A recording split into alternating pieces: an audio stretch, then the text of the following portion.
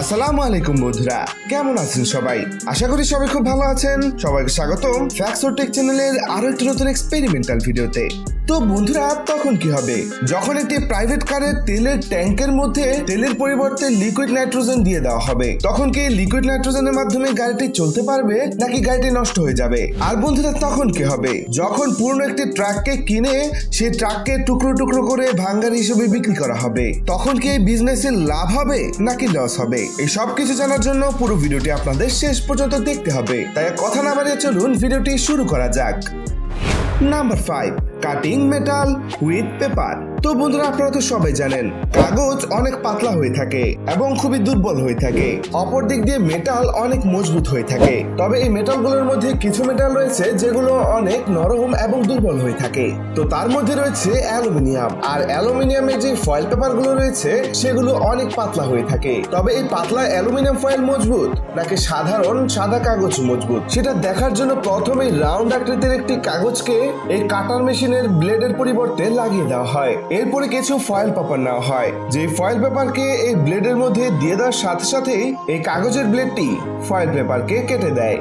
এরপরে সেই ফয়েল পেপারকে দুভাজে ভাঁজ করে আবার সেই পেপারের কাছে নিয়ে যাওয়া হয়। আর এবার সবাইকে অবাক করে দিয়ে কাগজের ব্লেডটি ফয়েল পেপারকে কেটে দেয়। এরপর সেই পেপারটিকে এক এক করে 4 লেয়ার 8 লেয়ার পর্যন্ত নিয়ে যাওয়া হয়। আর আপনারা তো দেখতে পাচ্ছেন এবারও এই কাগজের ব্লেডটি এত মোটা লেয়ারের ফয়েল পেপারকে কেটে দিচ্ছিল।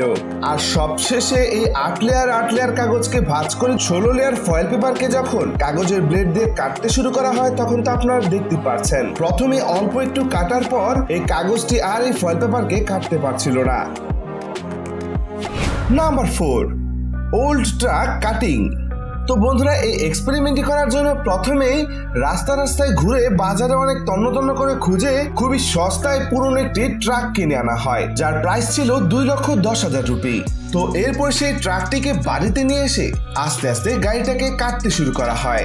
এই গাড়িটাকে কাটার কারণ হলো এই গাড়িটাকে ভাঙ্গারি হিসেবে বিক্রি করা হবে। এখন দেখার পালা, এই গাড়ির টুকরো টুকরো পার্টগুলোকে বিক্রি করে কি লাভ করা যাবে নাকি লোকসান হবে, সেটা আপনারা সবাই একটু পরেই জানতে পারবেন।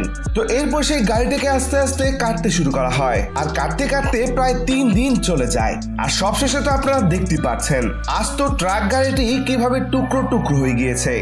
এরপরে ভাঙ্গারি দোকানের একজন লোককে এখানে নিয়ে আসা হয় আর তার কাছ থেকে দাম দর জেনে নেওয়া হয়।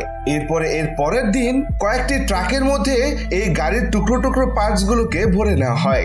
এরপর সেই সবগুলো ট্রাকের পার্টস গুলোকে ভাঙ্গারির দোকানে নিয়ে মাপা হয়। তো এরপর সেই সব ভাঙ্গারিগুলোকে ভাঙ্গারির দোকানে নিয়ে বিক্রি করা হয়। আর এরপর যখন সব হিসাব নিকাশ করে বসা হয়, তখন তো আপনারা দেখতে পাচ্ছেন এই গাড়িকে টুকরো টুকরো করার পর এই গাড়ি থেকে লোহা বের হয়েছিল 4,729 কেজি। আর লোহার দাম ইন্ডিয়াতে প্রায় 37 রুপি। আর এই হিসাবে এই লোহাগুলোর দাম দাঁড়ায় 1,74,973 রুপি। এরপরে এই গাড়ি থেকে আরেক ধরনের লোহা বের হয়, যার ওজন ছিল 1345 কেজি, যার বাজার দর 39 রুপি। এই হিসাবে এর দাম দাঁড়ায় 52,455 রুপি।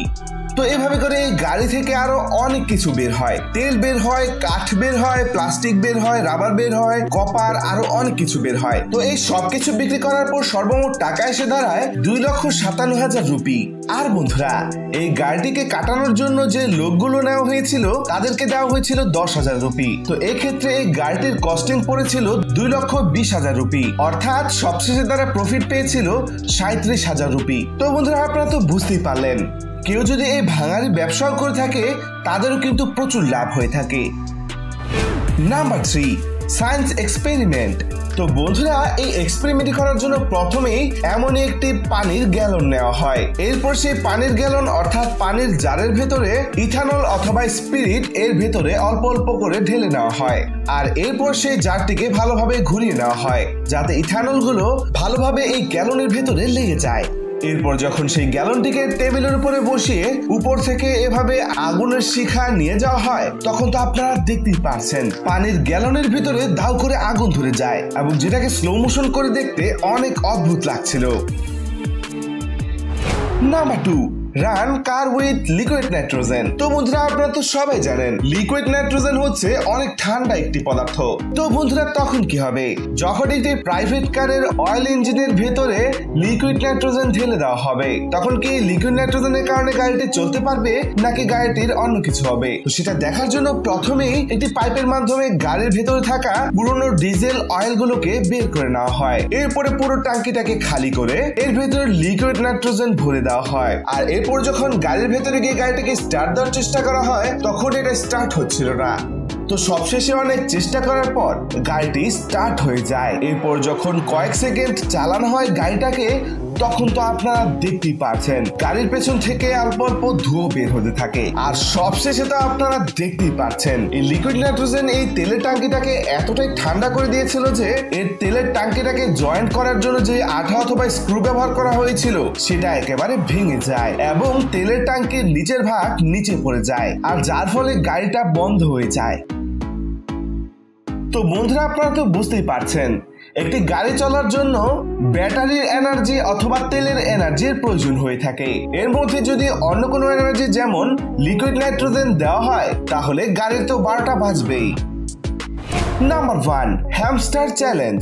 তো বন্ধুরা এই প্রাণীটাকে দেখতে অনেকটা ইঁদুরের মতো মনে হলেও এই প্রাণীটার নাম হচ্ছে হ্যামস্টার। সাধারণত এই প্রাণীগুলোকে পশুপ্রেমিকেরা লালন পালন করে থাকেন। আর বন্ধুরা বুলবুলাইয়া এই জিনিসটার নাম তো আপনারা অনেকেই শুনেছেন। তো তখন কি হবে যখন এই হ্যামস্টারকে এমন একটি বুলবুলাইয়ার ভিতরে ছেড়ে দেওয়া হবে, তখন এই হ্যামস্টারটি কি এই কঠিন পথ পাড়ি দিয়ে বাইরে বেরিয়ে আসতে পারবে নাকি আসতে পারবে না সেটা জানার জন্য একটি হ্যামস্টারকে এমন একটি বুলবুলাইয়ার ভিতরে ছেড়ে দেওয়া হয়। তো এরপরে এই হ্যামস্টারটি রাস্তাটাকে শুকতে শুকতে সামনে গিয়ে যেতে থাকে।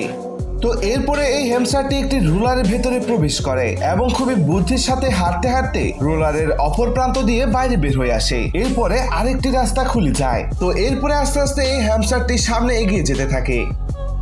হ্যামস্টারটি একটি ছোট রোলারের মধ্যে দিয়ে সামনে এগিয়ে যায়, আর এগিয়ে যাওয়ার পরে হ্যামস্টারটি ছোট ছোট বলের একটি গর্তের মধ্যে এসে পড়ে। আর এরপরে হ্যামস্টারটি রাস্তা খুঁজতে থাকে। সবশেষে হ্যামস্টারটি রাস্তা খুঁজতে খুঁজতে নিচের ছিদ্র দিয়ে প্রবেশ না করে ডান পাশের একটি ছিদ্র দিয়ে প্রবেশ করে। আর এক্ষেত্রে হ্যামস্টারের বুদ্ধির প্রশংসা করতেই হবে, কারণ এটাই ছিল সঠিক রাস্তা।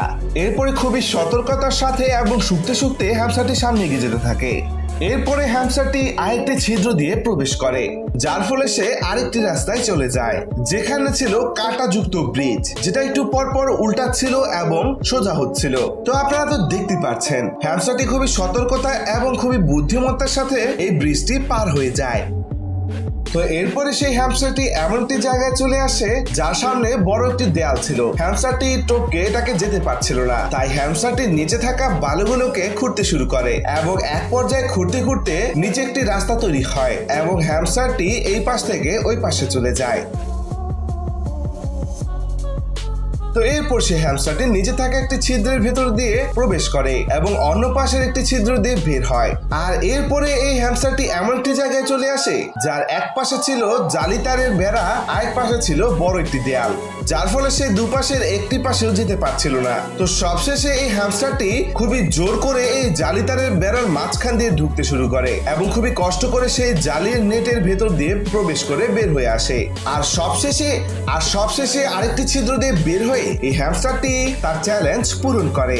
তো এই ছিল আজকের 5টি অসাধারণ এক্সপেরিমেন্ট। 5টি এক্সপেরিমেন্ট থেকে আপনার কাছে কোন এক্সপেরিমেন্টটি সবচেয়ে বেশি ভালো লেগেছে অবশ্যই কমেন্টে জানিয়ে দিবেন। নেক্সট ভিডিওতে আপনারা কোন এক্সপেরিমেন্ট দেখতে চান সেটাও অবশ্যই কমেন্টে জানিয়ে দিতে পারেন। দেখা হবে নতুন কোনো ভিডিওতে, ততক্ষণ পর্যন্ত সবাই সুস্থ থাকবেন, ভালো থাকবেন, আল্লাহ হাফেজ।